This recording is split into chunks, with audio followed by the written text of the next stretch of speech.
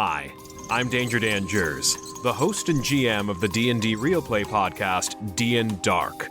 Join us on Wednesdays for an absurd, over-the-top comedy horror adventure, starring some of history's most infamous monsters. I'm Ben Magnet. I play Mary Frankenstein, our barbarian. I am Daniel Cruz. I am playing Imhotep the Mummy, our cleric. I'm Jordan, and I play Larry Talbot, a lycanthropic warlock. I am Grayson, playing Jack Griffin, the Invisible Man, the party's rogue. I am Aaron. I play the Phantom of the Opera, our bard. For more information, go to dndarkpodcast.com and listen to us anywhere you find podcasts.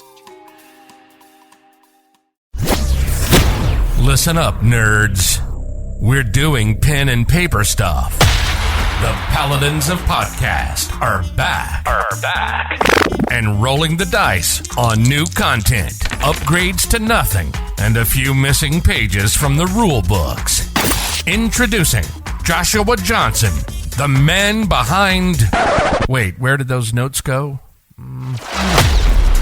Follow Rob and Josh as they navigate the Outer Planes and anywhere in between on the Epic Table Games audio show. Welcome back to the Paladins of the Podcast. Once again here with Rob, I, the talented Josh, will once again lead the audio show to valiant victory. Rob, how are you doing today? Dear God, I'm better now. How are you doing, Josh? I'm doing very good. Finally got over being sick. Ran the Konosuba RPG. That went pretty well. Comedy-style game. Very entertaining for the players. Might actually consider running a mini-campaign. That'd be kind of fun. Yeah. I know that we talked about that, I think it was last week, wasn't it? Yeah, I brought it up briefly. I thought the game would be harder to run, but definitely it's a different approach and style. It literally wants you to run it like a TV show. Okay. So it doesn't matter. You can have weeks or days within a single session. Yeah. And it's really, really goofy and wants you to be over the top. See, that's funny that you mention it because I like going through, no matter what game it is, sometimes making it through weeks and days at a session at a time. It can get kind of difficult, though, because when you're looking at a game like D&D, people think about downtime activities. Yeah, that's me. I'm definitely a little too sucked into that. So, yeah, that's all right. It's not a big deal. I know that we had a few things that we wanted to talk about today. I left last week at a cliffhanger, and we're gonna get to that, which is really, really funny, by the way. Anyhow, before we get there, I wanted to touch up a little bit on what we talked about last week with inspiration. Yeah. Because I watched Doctor Strange in the Multiverse of Madness. When did you watch it? Last weekend. Oh, okay. In fact, funny enough, I tried to watch it Saturday. My kids refused to shut up, so I had to watch it later. I tried to watch it Sunday, and my wife says, but I thought we were going to watch it together. No. So we restarted it. And then the kids got loud again. I'm like, why am I even trying? So Monday, actually finished the stupid movie. I'm so sorry you had to experience it that way. That's real rough. It is rough.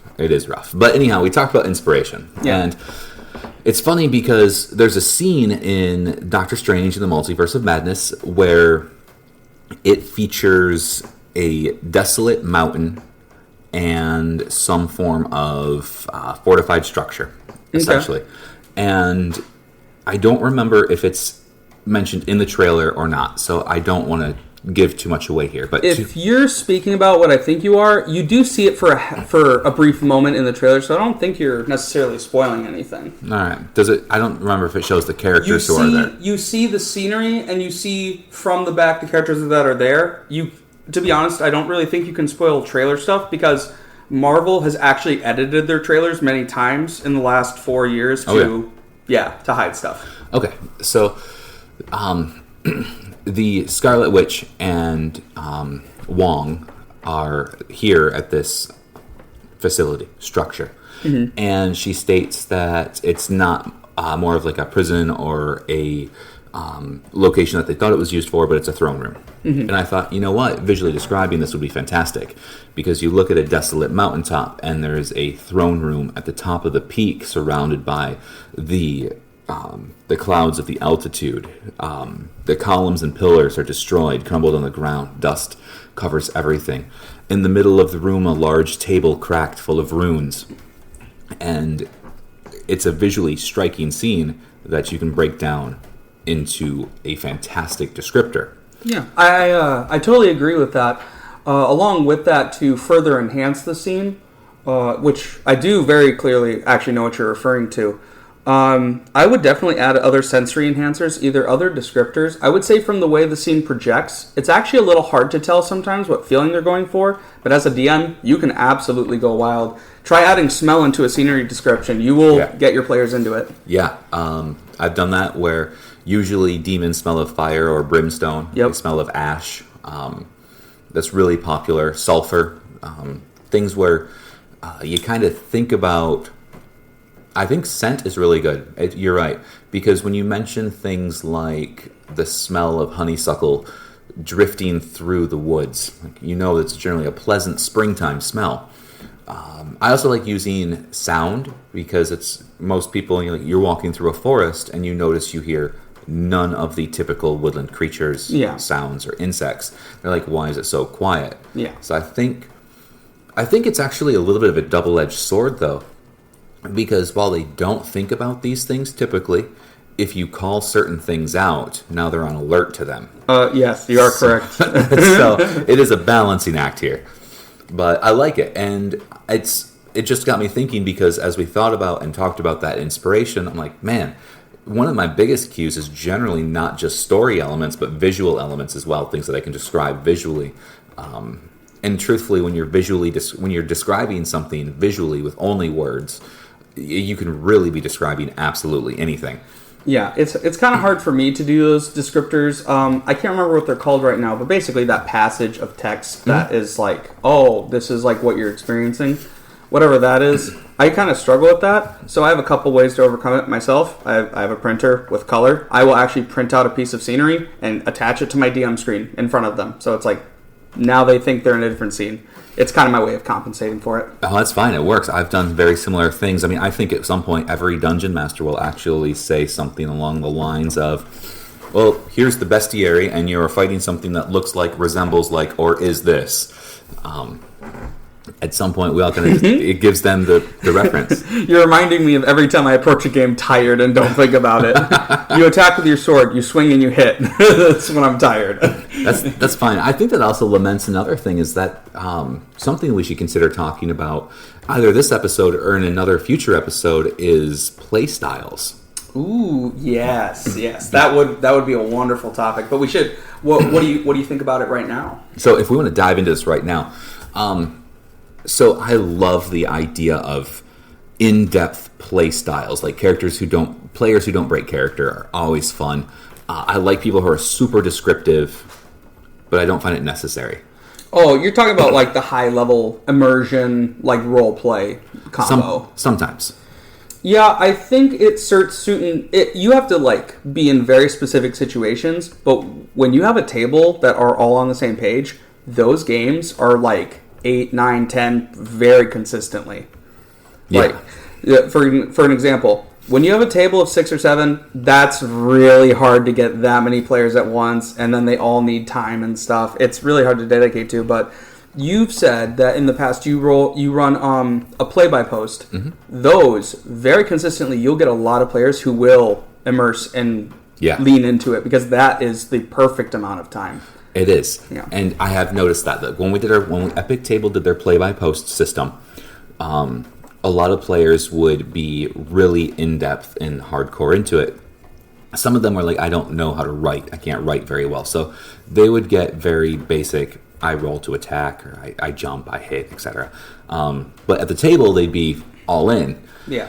There's a healthy balance, and I've noticed a lot of times, and it seems like it comes in waves.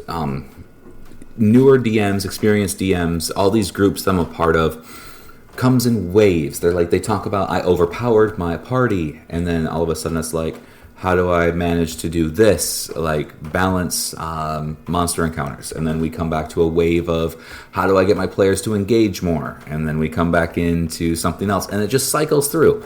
Every month I got like 4 or 5 topics. That's all we ever talk about. Oh, so you mean like DM being depreciating of how they handle a thing versus finally doing better at it, but there's never something that just never stays good? Well, it's a symptom, I think, but what I'm really...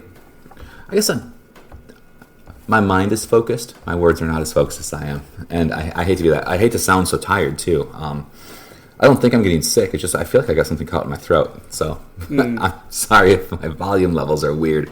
No, so you know how you have the one player who will be like, all right, I roll, I attack. End of story. 5 damage. That's where I fight the urge in my body to like... Yes, I will like try to coax players into a little more roleplay than that. But when someone's in that state, like they're not either doing well or they're just not that interested, I will at least take that into consideration. If they're not invested, did I do something wrong? Are they not in the mood to play? Now, don't let it tear you apart, but take note. If your player doesn't seem to be having a good time, maybe get that figured out. Now, it's funny that you mention that because that's how a lot of people feel. But I've been doing this for a long time, and sometimes that is exactly how invested that player wants to be.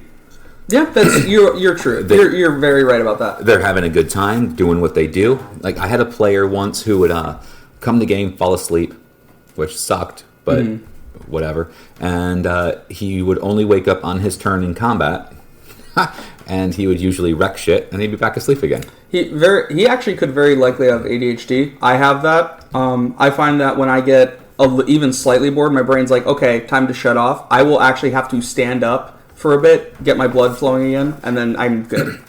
He didn't have ADHD. He worked a lot, but... Oh, so he was just full burnout. Yeah, he was burnt out. He wanted to be at the table. He wanted to play. That's but right, though. He could only invest so much energy. I don't know. Is that a beautiful thing that he burns out and makes it that he shows up? Or... Truthfully, I've been doing it long enough where burnout, I still show up.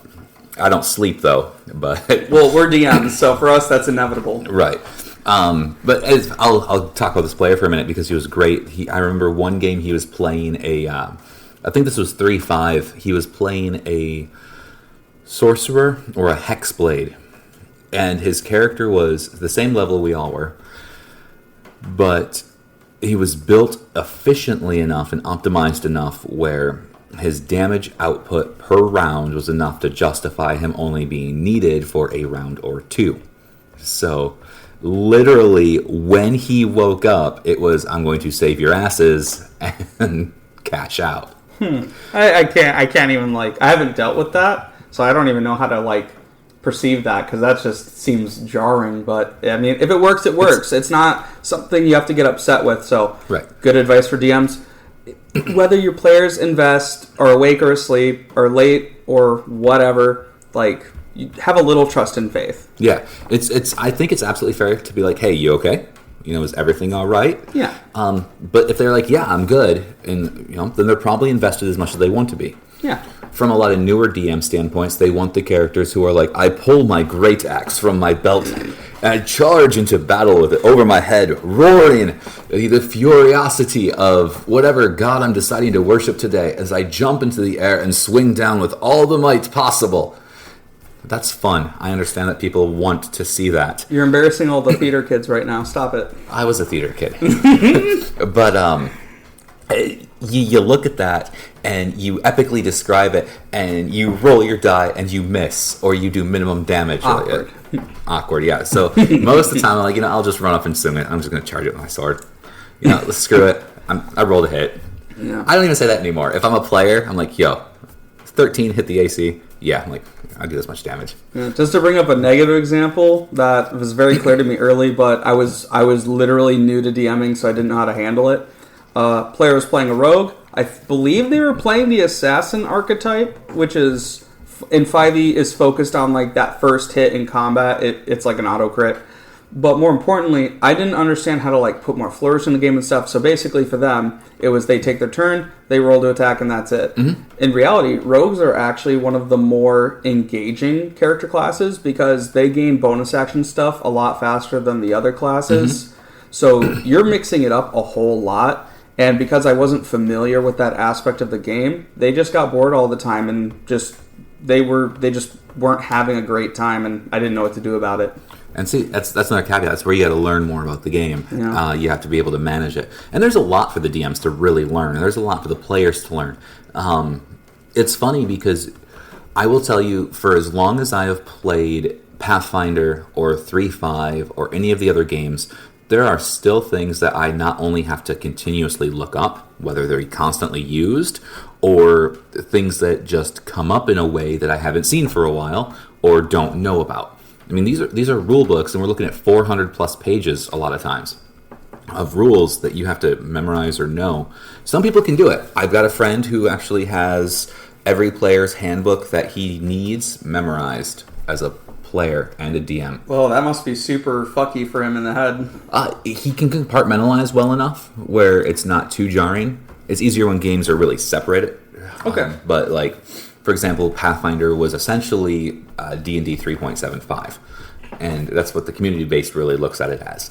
Yep. The changes in the rules were light enough to make it semi-confusing at first, but when he switched over all the way, I mean, he now barely remembers most of 3.5, but knows that it's almost backwards compatible with Pathfinder. It can get trippy, but yeah, after a while, you expect to know some of these rules, you know? Like cover, total cover, squeeze. I don't even know if squeeze is still a thing in 5e. It just kind of depends, because like people talk about stuff like flat-footed, and some of those terms transfer, some don't. Because 5e is so streamlined. I would say the majority of 3.5's terms do apply, but are just watered down and combined. So, say you have 3 terms for a certain maneuver or feat that's in 3.5. It does exist in 5th edition. It's just all 3 of them have been like half splattered into it. So it's just kind of an awkward half what you want. And see, we came across that when I joined your game. I think I was trying to figure out, because your combat in 5e is essentially broken down into X amount of actions you can take. Like you can have a dodge action or an attack action. It's basically when you take your action, there's like a flurry of different things you can do. It's strange because it's a decent amount, but you'll find that most people do not use the majority of them, whether they're useful or not. Even when it comes to dodging, all it does is all attacks against you have disadvantage until your next turn. It's a super great defensive technique. If your character with high AC, it's fantastic, but you will find that most players do not dodge unless they have literally nothing else to do. They will even sacrificially still do attacks that will then they'll get knocked down because they refuse to dodge. It's just the other options other than attack just don't come off as engaging to them. Right, and that I'm used to. Looking at older editions, because like you said, some of them cross over. When we get to rounds in combat, you have essentially a full round action, a standard action, a free action, an immediate action. Yeah, see, I can tell by the name of the terms. Yes, 5th edition kind of has those, but they're for sure not the same. They're like half follows, I guarantee you. Yeah, and that's one of those things. So you know how when you gain levels and your base attack bonus goes up, you get more attacks? Barely. Almost not at all. Right. Rogues literally have 1 attack for the entire class. So in older editions, I'll use fighter because fighters were friggin' ridiculous. By level 20, you have 5 attacks. So you take a full round action. Now, a full round action means you don't move. You literally are standing there and duking it out. At least in the fighter aspect. As you get to other classes, sometimes you're standing there and duking it out. In my air quotes, you guys can't see. Sometimes there's distance. But a full round action, you can use nothing but that round to do that one thing. So for a fighter, if you say full round attack action, you get all 5 of your attacks at the appropriate base attack bonuses and all your general bonuses. So 5 friggin' attacks. Actually, it might be no, it's 5 because once you hit 6th level, you get your second.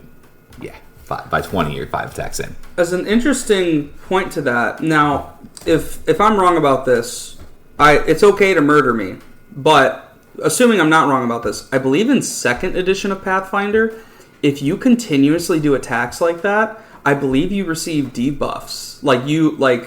I believe you get a subset of 3 actions, and instead of having major action, minor action, and movement like you do in a lot, you just have 3 actions. So you could spend 1 moving, 1 as your quote-unquote bonus, and the other one as a major, but you can also do major, which is all attacks, And I believe if you do that, you actually start receiving like huge debuffs for your to hit. I don't remember. That I actually believe that's how it works, which is an interesting point, but also like weird because they're just telling you it's the same thing. It just makes you feel bad. Like, why would you just attack the third time if it's just gonna miss almost guaranteed? Right. That's like not fun. I'd rather fake movement or not have the movement instead of having a garbage attack that makes me feel bad.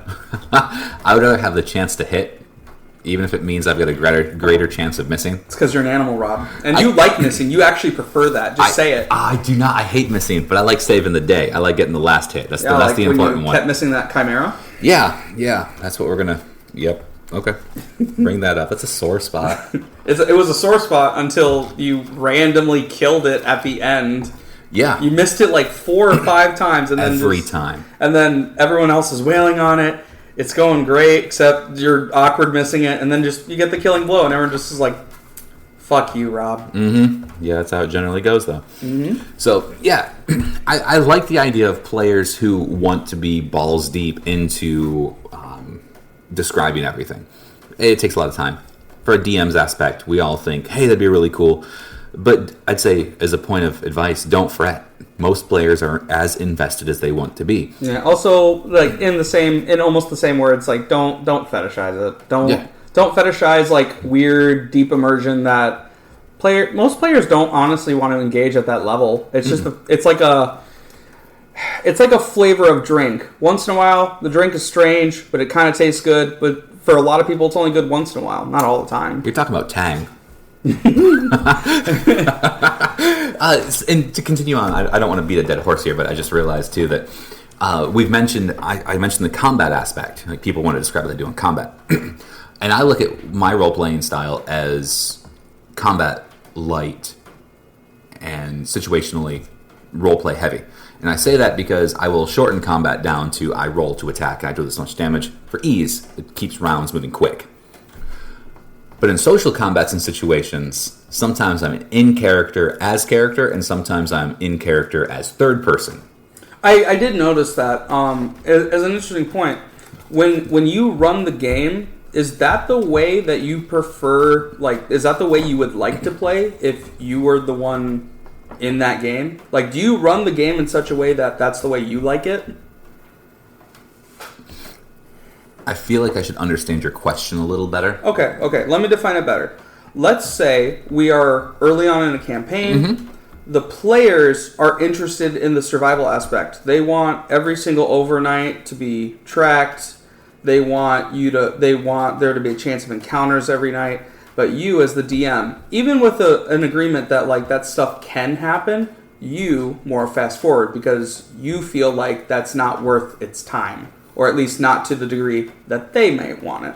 Okay, so this is where I would stand on this type of scenario. If they want it, I will painstakingly go through it. I'm not going to track it, though. I mean, like, you want to track every night. You want to keep, like, hardcore notes. You do you. Okay. I'm going to provide what you're looking for, and I will end up finding a compromise at some point. Like, we're not going to, hey, there's rest for 8 hours overnight.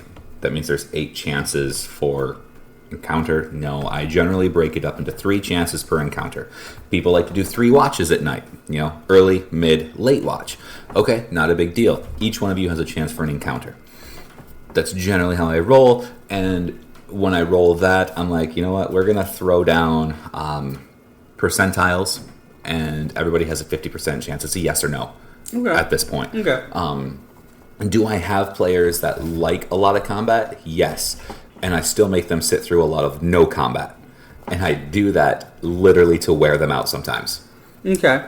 So that's where I feel like the example is like strong enough. So when you run a game, are you running a game more in the vein of style that you would like to engage with? Or are you running a game that you hope the players engage with? Because I've sometimes seen the style conflict with itself. Okay. So when I run a game, I have a very clear defined line in the sand. I am not running a game for me to play. I'm running a game for my players to play. Okay. But they are in my world. So that is the biggest caveat there. I think that's pretty well put. My world is designed in a way that it is set up I would like to play in this world. Like, there are things out of my head, like, damn, I think this is awesome. I would love to adventure in this setting. I'd love to explore this setting. And me developing the world is my way of being able to do that. The player's actions are the consequential issues that I have because I don't want to write a book. I want to tell a story with them. Absolutely. So sometimes they're going to go off the rails completely. I'm like, well, I really wish you wouldn't have done that. But this seems like the logical response here. And now I no longer have a static world for them to play in. I now have a breathing world that is developing based on my players. Yeah, I think that's actually a really good approach because the upsides of you doing that, a lot of DMs can suffer from burnout. Mm-hmm. One major way to avoid burnout is you need to run something that you can enjoy. I absolutely agree. So when you sit down in front of the players and go, hey, this is the world we're going to play in, as long as your players are okay with it, please, you need to be the most invested in your world. Even if the players don't fully engage with it. Let's say there's politics. Politics is a big one that players don't really engage with. Even if you want to write the politics for yourself, do it. You'll stay invested in the world, and when the players touch into it, you'll just be super excited for it. When I was doing the play-by-post game, dude, I swear, I wish I still had... I might even have a screenshot of it somewhere. But there was a scene where, my players started... they were all captured independently, and they were put in a desert sand prison, which essentially they got buried up to their necks. Like, that's prison, and wow, they get forgotten about. Holy shit. That's cool. So, with decent enough strength checks, they were able to get themselves out. They realized that they weren't actually put in there to die because it was too easy for them to get out. Not a big deal. Now, the thing about the world in this prison, for example, is they could just walk out. Like, hey, if you got out of the sand prison where you're not supposed to be able to get out of, I guess your sentence is over. Like, you know what? People don't escape. So if you escape, you deserve to be out. That's how the guards looked at it. They walked right out. No big deal. They're like, well, congratulations, guys. Go for you. Interesting. And I can actually, outside of the podcast, I'll talk to you a little bit more about it. And if you want to talk about this world in particular in the podcast, we'll deep dive into the world building I did. I will ask you about the whole prison thing, because I don't like the guard part, but I love the prison part. I will explain every bit of it and why the guards were like that to you. We should definitely have an episode going over our world building, though, for our own worlds. Yeah, because I think earlier last season we had kind of how to build worlds, but we never talked about our worlds that we build. So we kind of talked about the processes, but never the pieces that we've included. Anyhow, in this play-by-post that we did, after they got out, what they found is that they were potentially going to be scapegoats for other crimes. So now they were hunted and wanted for a prison break. But when they seen the wanted posters for the crime that they committed, again, air quotes, the wanted posters did not feature pictures of them. So, what? So get this. This is how the story was working out. They were used to create a real event to falsely imprison and capture other members of an opposing political party. So everybody knew that the prison break happened. And because the Empire controlled the media, essentially, the wanted posters featured the people they actually wanted to hang and kill. So, to be clear, the players were the scapegoats, but not the actual focus. Like, they were put into that role, but their identities were the thing being used. And then their actions were the things being used. Their identities were inconsequential. It didn't matter who they were. Right. No, it's literally just, they are a tool. Mm-hmm. They're not even involved. That's super great. Well, other than what had happened. That's actually really interesting. I like that. Well, it gets a little deeper here, too. Because they didn't know that the wanted posters were for somebody else until they'd seen them, which actually took a long process. News of a prison break has to spread. So it took 2 or 3 sessions of them feeling like they're on the run, constantly on the lam, hiding and sneaking around, trying not to be noticed and seen, trying to figure out the climate of the area that they were in. When they finally get it, they're like, what the hell's going on? And they got it when they seen the wanted posters, and there was actually a public hanging of the figures that they seen on the wanting posters. And this is where I'm finally getting to the play-by-post that I wish I could share with you, because it was like a mile long. But in it, and this is where the play-by-post allows you to do things that you cannot do at the table. There was a narrative monologue from the individual conducting the hanging, like the execution speech. Yeah. There was the chanting and singing included in the post for like the choir that was there to give the death song. And everything was broken up like words. And I could always go back to where the music, the chanting would just drone on until it became a humming noise and the murmur of the crowd as it gathered and continued to pack into the square. As you continue to look at the clergyman who is talking about how life and death is really only valid for both heroes and commoner folks, but those who are engaging in nefarious activities are meant to die and actually be cast out of society and out of the gates of heaven and into the depths of hell. And how it could constantly refocus, reshift, and keep playing back into it. But that's this form of story narrative. That's super great, because I'm imagining attempting to do that and it not working. Because when you do that, when you try to go on that, if you don't keep it small, players will interject nonstop. Yes. Because they want to either know more than that you might even explain down the road. They either want to know something suddenly because they think the situation might be urgent, or they want to step in, and in reality, it's kind of a cutscene. And in any TTRPG, there's a lot of power in the hands of the players to intercept instead of letting the scene play out, as I'll call it. Really, it's letting you finish your dialogue. Yeah. So, yeah, no, I never actually considered that. That's actually like a massive benefit, because you can get through really cool parts.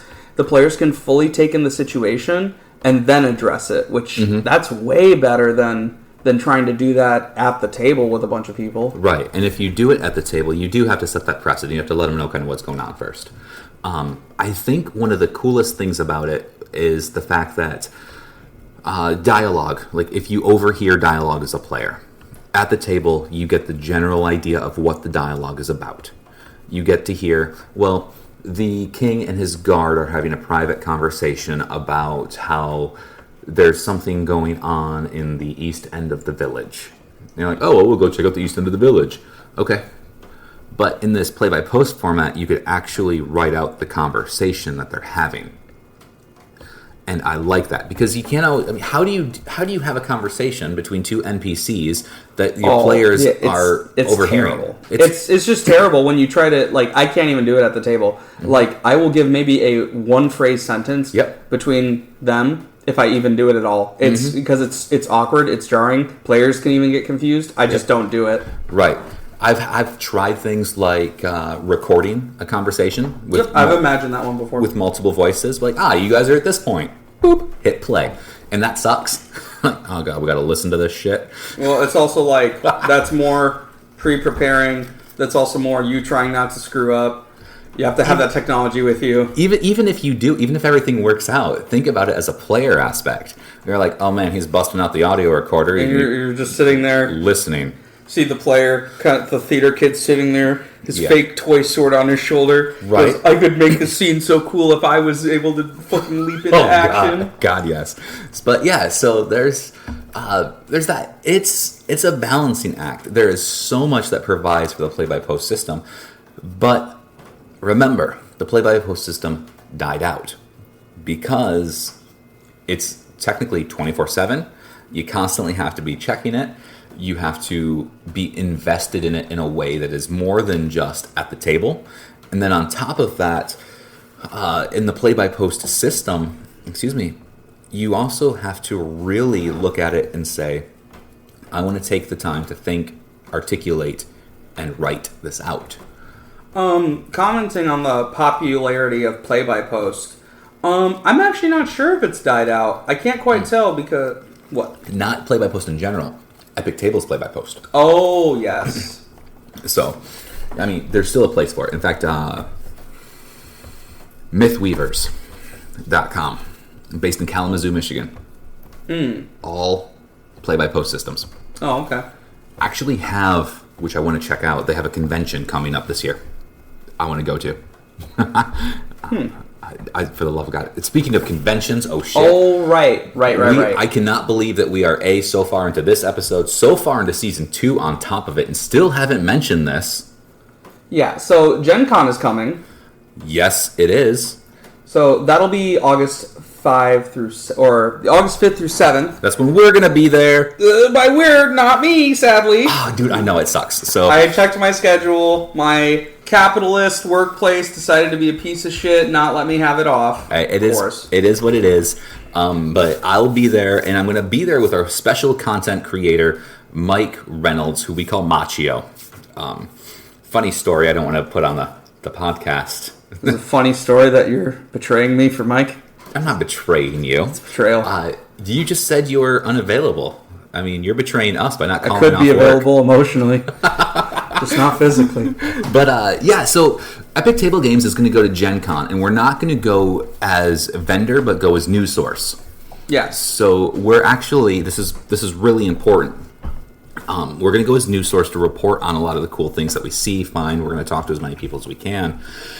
Try to get some video up, try to get some audio clips up, try to really get some Facebook Reels, things so you can really follow along. And the reason I say that the news aspect is important is because as much as Epic Table Games wants to do proprietary content and table... really, we want to expand what we're doing. It's really it.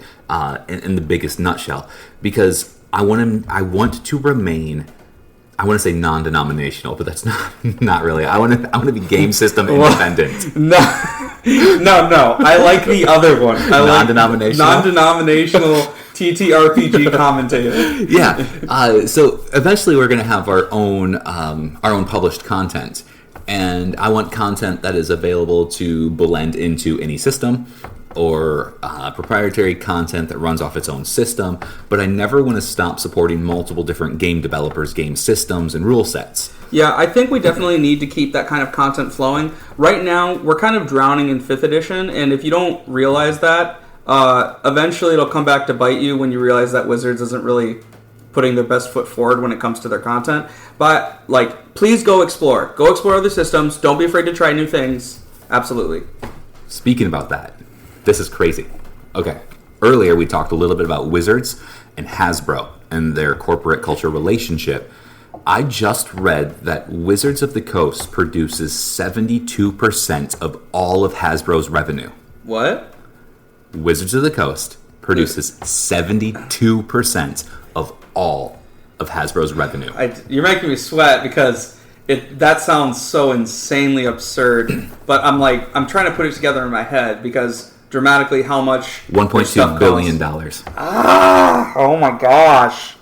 But Hasbro has their hand in so much stuff. You're right, but most of it's toys, media, and outside of that, Hasbro's name is above Wizards of the Coast, and there's one other company I don't remember off the top of my head, but that's what we're looking at. We talked about how Wizards of the Coast would be better if they could split off, but looking at how much revenue Hasbro gets, I don't think they would ever allow such a thing to happen. No, for sure. Well, this is the part that I was talking about that makes me nervous. When you tell me that, I start seeing, okay, we already have not my favorite oversight from Wizards. It's not terrible, but then I'm going to see Hasbro starting to dip their hand into the bucket where they're like, it's not Magic, it's the spice of life. That was the other one. It was Magic the Gathering, because that's technically a separate entity. Is it? Yep. I thought it was owned by Wizards, is it not? It's technically a separate entity. Alright, sure. I mean, that's a huge one. Why wouldn't Hasbro be involved with Magic? Because it's a super lucrative business. Well, you think of Magic being super lucrative, but the fact that, remember, Wizards and Dungeons & Dragons is 72% of their revenue. It still shocks me because it leads my mindset to believe that either Hasbro has been suffering and this is their way back up, or that D&D or at least Wizards is taking off really hard, which I can believe. Mm-hmm. Just 72% sounds insane.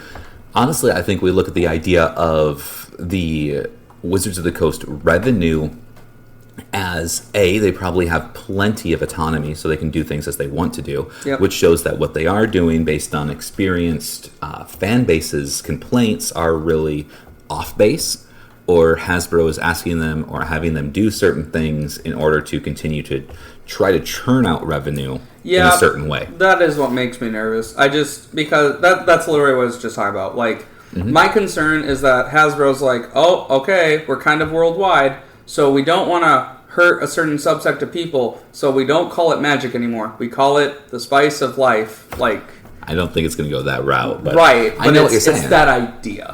Yeah, I know what you're saying. So I'm looking at time, and we got plenty of time left. We had things that we wanted to talk about that we didn't mention. There was a cliffhanger from the other episode that might get pushed off to another episode. I don't remember the cliffhanger. You're losing me on this cliffhanger. You know what? It's funny. I mentioned it, and then I forgot it at the last episode. I wasn't supposed to say that out loud, by the way.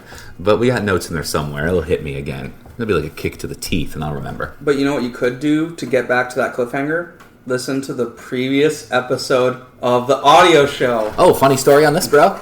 So I edit the episodes. I don't listen to the episodes. In fact, I have yet to listen to one episode all the way through. I don't know why you struggle with this so hard. I've listened to upwards of a dozen of episodes of the audio show from before. How do you not make it through them? Okay, so how many actors do you know that watch their own movies? I guess you have a point there, but those people absolutely can't stand listening to their voices or like looking at themselves act. Are you the same way? Generally. Okay. No, that makes sense then. Generally. Not to mention, I'm probably sure that I say some pretty stupid shit. Yep. Yep. Thanks for agreeing so readily. But yeah, it's one of those things. But there's one topic that we wanted to try to touch on today, and it was supposed to be an important topic. It was the first thing on the list, if I remember correctly. That would be the TTRPG style game styles that we would like to play, whether it's specific or style. I imagine we're more of talking about style. Can we knock that out in about 20 minutes? Oh, pretty easily. So let's go with you first, Rob. Space Marines.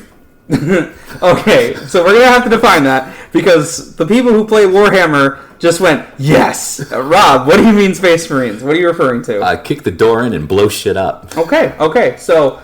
I know that's funny because let's take in a few examples because Warhammer is not necessarily that. Yeah, it's very over the top, but that has a lot of like aspects to it that don't necessarily involve that. Is there a piece of media that you engage with immediately with that idea? Starship Troopers is one of the first things that comes to mind. See, that I immediately understand the point of view you have on it. So, and it's funny that you mentioned Warhammer because looking at it, Warhammer is a hugely vast miniature tabletop war game. Yep. But did you know that they also have just pen and paper written rules? Yes, it is called the Horus Heresy. That's one of them. There are multiples. Yep. And I was like, I don't know why I didn't remember this for a while. But I'm like, damn, I'd love to play Warhammer without the goddamn miniatures. I was like, shit, I should jump on the pen and paper world. But, I've heard those systems can be really fun, but they're also pretty gruesome. I don't know. You probably would actually like it. Now I think about it, Rob. You're quite the animal when it comes to like, please kill my character, extra kill them, and then when they're in hell, kill them an extra time. So I don't get to play, but I'm like the forever DM, bro. If I get a chance to play, I don't care if you kill my character a million times. I want to be at the table playing. If I'm heavily watering down the way those Warhammer TTRPGs work, you're basically nonstop playing World War II in the trenches of the game. You never leave the trenches, you're nonstop in the trenches. That'd get kind of boring. It depends because the style that you run with is either your rogue trader where you're traveling and doing a lot of politics, or you are like fighting the Tyranids nonstop. I need a kind of a blend. It is blended, but I've heard that it's very hard to DM because DMs like lean hard one way or the other. So you'll run through huge amounts of combat, and then you'll run through huge amounts of RP. And I can handle that. I've just heard it's like a very hard style for a lot of DMs to get into. And because it's more of not a heavily played game, that you don't have tons of DMs with lots of experience. Mm-hmm. So and that's fair. But Space Marines are the ones that I'd like to really jump onto. And truthfully, the thing is I'm a big fan of Tolkien fantasy, Arthurian legend fantasy, Norse mythology. Mythological fantasy is fantastic. But it's old school, based in realistic setting stuff. Like, I want to play in outer space where shit's not known. Monsters, stuff I don't get to do. Laser guns, lightsabers, whatever. I don't care. For you, what is it? Starfinder? Like, what is it called? What's the big space one that's really popular that I feel embarrassed not to know the name of? That's an absolutely unfair question, by the way. Because the big popular one, I mean, Starfinder is Pathfinder in space, and that's the one that a lot of people are familiar with. But there are so many better ones out there. For me, the one I have the experience with, it actually is the Alien RPG. Those are Space Marines too, bro. They are. There are 2 ways to run that game that the book identifies with. If you go check it out on Free League, essentially you either run it like Alien, which is a horror movie, or you run it like Aliens, which is more of an action movie. Yeah. They want you to really go balls to the wall during both. So during the horror movie one, it's actually totally fine if your character gets butchered. Like, the DM is actually, or the game mother is supposed to have other characters prepared for you to play. That's hilarious. It actually is. One of my players died, and I literally took one of the NPCs. I'm like, you're the NPC now. You have their knowledge. You even have their keycard access. Nice. And they're like, what? I can? And I was like, but they're a different person, so you have to now roleplay them. The other one, which I haven't really tried out yet, because the combat system's a little rough. It is like run and gun, like balls to the wall. They're everywhere, like, and it's hard. It's still hard to survive. It's still super murdery. Yeah. It's a D6 system. 6s are your only successes. It's the game system's a little bit hit and miss with people as I've run it. I've run it actually a good chunk of times, and I've had some people who absolutely love it, but the majority of players are a little resistant to it when they first play it. So I like that it's a D6 system, and what I'm finding is because it's based on space. It seems like a lot of space games are D6 systems. Yeah. There are quite a few Star Wars games that are D6 systems. I played a few. Kind of Space Marine-y, but Star Wars is so advanced in possibilities that you can play just about any style. Smugglers, Space Marines, mercenaries, search and rescue, find, etc. I just want something to kick in the door, blow shit up. Which is also, I could play modern settings if I can do the same thing. Do you, just to go over the game system, not in specific detail, are you interested in, like, all the threats that, like, space has to offer? Because, like, the game itself is built around that. So if you're on a ship and you're on one of the outer rooms of the ship, if you blow something up or you shoot and you miss, you potentially hit the outer hull. The room can potentially lock down, blow out the window, and then I get sucked outside. Yeah, yes. Dude, that would suck so hard, but yeah, it is the way it is. I like that stuff. That game is very heavy into you essentially role-playing that you're in space on, like, the 80s future tech, where everything's like... future. Yeah, nice. you know what I mean. Yeah, post-future. Yeah. Yeah, absolutely. I like that. So, yeah, Space Marines is the one at the top of my list. What's the top of yours? For me, I am that very classic, like, kind of gritty realism, sandbox, low fantasy setting, to identify with that a bit better. The low fantasy part, I've always been interested in, but it's kind of hard to achieve. Essentially, it's like early Game of Thrones. Later Game of Thrones definitely gets more magic-y, but in early Game of Thrones, you get magic is seen, but it's very whispered about. Mm-hmm. It's very uncommon. And it is treated with, like, a heavy mysticism. It's basically like the first Star Wars. Okay. And I really like that because it makes things beyond the norm insanely engaging, and makes the norm actually more engaging because that's everyone's bread and butter to live by. Right. But it's very hard to do that in a lot of fantasy game systems because, you know, they're going to put magic in. And you can't just assume that no player wants to play Magic. And if they play it, they treat it casual. So there's a lot of roadblocks. I think for that, if you're looking for something that's way more low magic, are you looking to stick into the same Arthurian-style fantasy world, or Tolkien fantasy, Middle-earth fantasy, or does it really matter? When it comes to the Tolkien style fantasy, that is like a lot of inspiration for people, and I especially love that too, because when you see Gandalf early on is like the major magic user that uses common magic. He's viewed as a powerful person that's like well-to-do, in charge, and the person to look to, because the rest are just kind of normal dudes who are just fighting physically, maybe with a little magic enhancement from something. It's funny that you put that in there because... I think the most badass, best wizard ever is Merlin. Like, he's at the top of the list. So when I look at Gandalf, you're right. Everybody's in the story. Yep. It's like, damn, Gandalf's the man. I'm like, it's kind of a letdown. It's kind of like, I'm sorry, but my desire for his abilities and powers is like 10th level, and he's like 3rd. Well, in the movies, the way they talk about it, you really can't grasp the perspective at all. I mean, what is it? The shadow demon thing, whatever. When they go to face it, they're basically the equivalent being if you actually look at the lore. But like when they fight, you don't get that feeling at all. Right. It's very strange. It is. But I have to. The reason I asked about the essentially the setting, because you can take your desire to play low fantasy and gritty realism just about anywhere. But if you're looking to play those things in Middle Earth, or if you're looking to play those things in something closer to 1980s, kind of determines what game system you might be interested in. And I say that because Tales from the Loop or Kids on Bikes would both be decent systems for you to look into. See, I don't mind going modern. That's actually totally fine to me. But with that, I also need to put on the caveat that just because you rename magic into technology doesn't mean you turned it into a low fantasy setting. I think a lot of people confuse that. I, in the same way, would not be interested in playing in a setting where someone's like a technomancer and they can just do whatever they want with tech.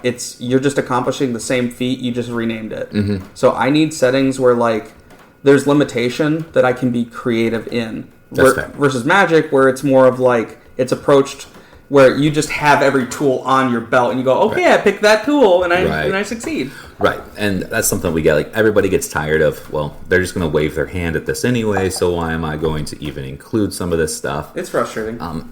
I think that also comes back down to the fact that as a DM, you have the absolute 100% authority to say, yeah, bro, that doesn't work right now. Like something's stopping that from going down. Yeah, and you know, you can call it railroading and shit like that, but in reality, you need to realize that if you're trying to run a good time for your players, you need to be able to include them all. And I'm sorry, but if you have a wizard who's like, I'm going all utility, I go one attack spell and the rest can solve every situation. Well, I mean, that setup is beginning to disinclude the rest of the players. It is, and I would like everybody on the listening end of this to know that when you say that they have one attack spell and everything else is utility, what you're really talking about is fireball. Because that's both. Yep. That's all you need. You just need fireball. In fact, as a magic user at all, if you have anything but fireball, you're really not embracing the magic. Yep. I totally agree with you because when people come up with magic users, a lot of them like to be a focused kind of magic user and then they just don't follow through on it. Yeah, they use fireball. For example, I like to encourage my players to follow a style. Either you're an evoker, you're a maker, or you're a seeker. And you should pick your magic accordingly. If you're an evoker, you're like a heavy combat mage. You're focused on combat. You let your allies handle the other stuff. So this is where someone builds a character and they go, well, I give feats and abilities to them that make their damage a little better. They have mostly attack spells. Obviously, you can be a little flexible, but they definitely have shield. And they definitely have spells that can enhance their combat. That one I get more consistently because there's a lot of combat in the TTRPGs I play. But you'll never see a player who's like, I'm an ice mage, and they still pick fireball. That's right, because it's 66 damage. Oh, God. Oh, you're just making me stressed out with that. I hate it. And then you're going to maximize it. And then you're going to enlarge it. No. Andrew, the ice... The fireball the mage of Icewind Dale... of the cold north goes fireball. I was like, what? It is the way it is, man. I have a funny. So I got a funny stance on this, and this is actually kind of funny to kind of close out on because I'm not going to give a whole lot of details. When I create a caster, if I can save on my own spell DCs with relative ease, I'm ineffective. Yeah, that's a decent point. Yeah. So when I make a caster, the spell DCs have to be harder even for me to attain. If I fail my own saves on more often than I pass them, I'm doing well. Yeah, most casters don't like accidentally set themselves up for failure unless they're like that's their unless like that's their later level, that's their support thing. Well, most major casters put their big stat into their spell casting to make those DCs harder. I see. Now this is where it's going to show the difference between your 5e experience and earlier editions experience. Okay. So you can take. I didn't want to go into this. Take feats. Feats are a lot more limited in 5th edition, I've realized. Yep. When you get them, how often they show up, and the abilities that they grant you. So you'd have to look for things that increase your spell save DC or caster level. Yeah, you don't really have a whole lot of good control over that. Right. So this is the 5th edition. So in very earlier editions, 3.5, Pathfinder, 1 and 2, you can do things to make your DCs higher. So, for example, I loved being an illusionist, and so I would specialize in illusion skills. So I would pick a domain for illusion, which increased my caster level by 2, and then I would pick a feat that increased my DC for my chosen caster level domain by 2. So now I'm casting more powerfully, and I'm casting at a higher DC level. And then if it's a specific spell in my school, I'll cast that, it'll be higher DC. And then if I had, so all of my character build would literally be nothing but upping my spell DCs with 2 meta magic feats. See, I'm good with that, and I do think that is like a fun approach. Sadly, in 5th edition, if you want characters like that, let's say you start at like 4th or 5th level to be generous, you kind of have to suicide your character into it, and even then, it doesn't feel strong. It just passes. And that's what I've noticed since, I'd say, 2 years after its release, is that the streamlined version of 5th edition lacks a lot of the customizability that people are looking for as they've played for an extended amount of time. Yeah, they just release things that are more powerful instead of like more varied. Right, and even more powerful is acceptable, but they did not lay a structure down for customizability. Yeah, and that is like the strong problem with it. That's why I'm not a huge fan of Tasha's Cauldron of Everything. It's a book that released in the last year. A lot of the class options, it's just like, why wouldn't I take this class option over literally every other one? This one does more damage, it has more capabilities, and all of its abilities also expand into RP play. Like, I could just list Assassin on the Rogue, like I mentioned earlier. You get basically an auto crit early. That's the major feature, so you only get to use it once a combat, versus someone else where they're like, yeah, I force auto sneak attack to trigger with an ability as a bonus action, and I can do it whenever I want. So it's just, it's not varied, it's more powerful. And therefore, you did not expand the options, you kept them the same, like literally the same. Yep, I get it. But were there other game styles that you wanted to check out? Settings? Yeah, they're more. This is me chasing the fetish. It's sandbox and realism games. Sandbox, but many of you DMs will groan out there. It's such a terrible idea to try and run sandbox games when you're not prepared for it. You don't have the time for it, because your players will be excited because they're like, I get to play Skyrim. And you're as a DM, you're like, yeah, let me run that world for you. And then they decide to go where they want, and you don't have it prepared. We'll talk about that in the world building episode, because I got a few big things that will help create that world for any DM. The last one would be gritty realism. This one's a huge gray zone one, because let me represent easily. Let's say I want to craft an arrow. Okay, I can roleplay crafting the arrow. I can roll a few checks for multiple degrees of like, its quality, its build, what materials I use, versus I just roll a single check with my fletching kit.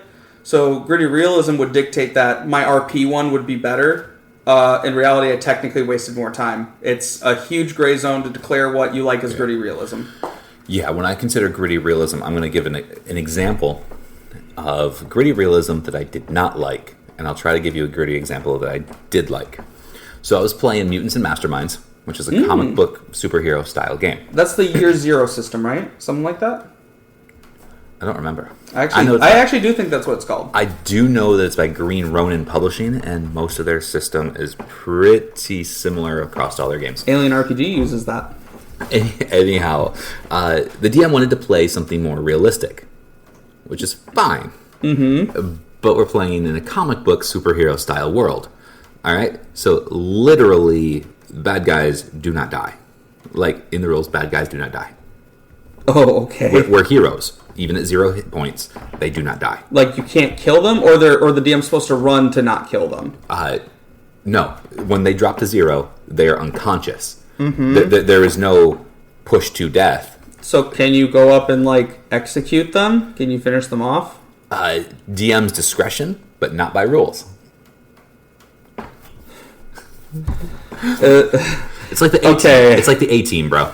Okay. Yeah, that's what I mean. Where I can't. Where is gritty realism defined? Okay, hold on. So he wanted to play a more realistic game. Mm-hmm. Cool, I'm on board with it. Well, I played a character who can control gravity. Not a big deal. Something came in. I was like, you know what? Screw it. I'll just reduce gravity all the way. In fact, I will negatively reduce gravity so they're flung up. Woo! You know, I took a flaw where I could never do anything like not at full power. And, well, I like to max out all my shit, because why not? Right. So, essentially, I flung this guy into outer space. And my DM's like, bro, he's dead. I'm like, he's not dead. It says in the rules he's not dead. He's unconscious. he eventually comes back to Earth. Like, that's how this works. Rob, you're out of my game. Go home. God, jeez. Oh, my God. He was really upset. He was like, no, realistically, it's going to kill him. I'm like, realistically, we're in a superhero setting where he's not going to die. In reality, he floated into space. You don't know what happened to him as soon as he disappears from the scene. He's going to come back down. We're going to be fine. If we don't see his heart stop, he's not dead. So, I don't like the gritty realism because it argued with the system, and I made the mistake of arguing with the DM because my point was you're playing in a world that this system actively opposes. Yeah. And it made it hard because everybody at the table is like, nah, he wouldn't die. He's going to hit ground and get up eventually because that's what characters in this type of world do. So I was like, damn. Anyway, the table prevailed, and the DM was like, fine, fuck it. Yeah, so that's the example of, like, how gritty realism does not, like, function. Yeah. And the one I really liked was in the setting we were in, I mentioned kind of, I've done something similar. We were all bogged down with other shit. We were actually exhausted from the game. It was a mentally exhausting game. And I don't think that was intentional, but the next combat that came up ended up being way more life-threatening than normal. And with that one of our characters, I think it was my character, ended up casting a spell, getting lucky, and the big bad guy failed in a save. And it saved the day in the first round. Okay, so you just killed him in the first round? No, there was no death that day. You're like, oh shit. So in earlier editions, again, 3.5, when I played this particular caster, there was a spell. The spell was called Solipsism. And on a failed save, the affected creature believed absolutely nothing but he was real in reality. What? He was the only real thing and would not respond to aggression or attacks or other external elements because they simply were not real. So you inflicted him with, like, existential dread? Is that what you did? That's the way to put it. You essentially made him take mushrooms just nonstop all the time? That's essentially how there was no duration. Casting time was 1 round, and there was I think it was 1 round because I had it prepared, but there was no end duration. It was a permanent effect. Okay. So this character would not eat. He would just literally exist as though he is the only thing that's real. Nothing else was actually real. It was an illusion, an elaborate thing. It was him in the Matrix, and he knew it was the Matrix. Okay, so what is the ultimate consequence of that action occurring? Like, what happened to him? I don't remember what happened to him because we were able to GTFO before, bad guy number 2 came through because he wasn't supposed to fail. Bad guy number 1 wasn't supposed to fail that save. Right. So I don't remember what happened to him, but it turned out the gritty realism ended up in our favor because the way the spell was worded and how it affected the bad guy allowed us to actually have a few minutes of downtime to tone it all down, recoup from our previously mental exhausted state and determine if we were going to just flee or try to get through bad guy number 2, which was thrown in there because we destroyed bad guy number 1. We were actually delegating in-game not long, but out of game it was long enough that it used up in-game time. And that's how I like the gritty realism aspect. I like when you look at things like, all right, you guys are taking 20 minutes to discuss something, and the game isn't paused. Like, time is still moving. That's the gritty realism that I like. So, that is the... I think I want to mention the aspect that I like too, and I mentioned it a little earlier. A tactic that I use is I will try to exhaust my players a little bit, so things feel more dreaded when they get to them. Yeah, that's actually not that hard to accomplish. A lot of DMs seem to think that that it's too hard to reach the point where players are actually pushed. Not that you should harass them emotionally, but simple things like make your creature hit hard. It's not difficult. If your creature hits hard, you will freak players out. They will feel increased tension. Not that you should sprint your bad guy up to all your backliners, but hey, have them have some dogs that poison you or put you in the poison condition. Oh yeah. Players will get nervous and feel threatened. Yeah. And the tactics that I will sometimes use, I don't do it all the time. This makes it sound like a bad TM, but if I got a party that likes really heavy combat, I will totally exhaust them for a few sessions without combat. What? Why? Because think about it, you're like, God, when are we going to fight something? You're a little irritated, you're frustrated, right? But I'm serious. When you finally get to that combat, now you're incredibly engaged, you're super excited, you're going to do whatever you can to kick ass. So when you fail a roll, it is direly tormented. And it doesn't matter if that character is incredibly weak or incredibly powerful. With that one, I will definitely sit on the opposite side of the fence from you. I would, if I was to use that as a tactic, I would maybe do it for one session. Because, I'm sorry, as a player, that sounds like absolute dog shit. Because even if you do that combat, I imagine that it's almost, there's no way for it to be satisfying enough that you had to wait multiple game sessions. So I get it. There's a long-term game aspect to it. I don't just do this randomly. I tell people kind of what's going to go on, and so they're knowing, they're prepared for it. Bring one of your players on here. I dare you. I dare you. No. Yeah. No, I don't think I would do that tactic just because I wouldn't want to risk the player's enjoyment for that. But I can see it working. Well, again, I mean, they still have to be okay with that. Hey, we're not going to have a combat for a little while, and you can tell that they're starting to exhaust with just the role play. And I don't look for that, but that's when I know. I'm like, hey, when they start to get to this point, then we're throwing it in there, and it just increases the chance because when somebody is actively engaged, it's incredible. But when the player feels the character, then they're on a different level. And that's a way to reinvest them differently. I can kind of see that. Am I presenting this the best right now? No. No, it sounds horrible. It does, absolutely. I'm like, God, Rob sounds like a horrible DM. But the fact is that when it's used, in fact, it's probably used on most players. They don't even realize it. Actually, yeah, I can see that. So, technically, one of my friends just did that recently. And you probably didn't even know it. Well, I wasn't playing in his game, but he told me about it. Basically, 4 to 5 sessions of roleplay. Players enjoy it, but they still want combat. Right. Combat came, and it turned into a crazy fight. So, that actually...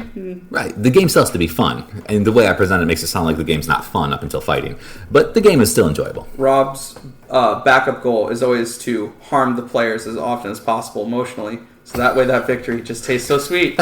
No, don't say that. That's not the case. I want to make sure everybody has fun. I put attack in every player's seat at the start of the session so they can know what suffering really is. So if they take a sword swipe, they know what pain is like. You know what? That would be absolutely horrible. And don't you dare say but. If you say but, I'll throw something. I am sure that they would they'd decide to fall on their sword at that point. Oh my god. But let's end it here. All right, we'll talk about everything else. We'll actually get to the list of shit we wanted to talk about eventually. So, all right, guys, check us out on Facebook at Epic Table Games or go to the website epictablegames.com. For the paladins, make way for the paladins. Epic Table Games. Make way for the paladins. Make way for the paladins. Epic Table Games. Think Thank you for listening to the Epic Table Games audio show with the Paladins of Podcasts, Rob and Josh. Until next time, stay in touch on Facebook at Epic Table Games and online at epictablegames.com. Epic Table Games.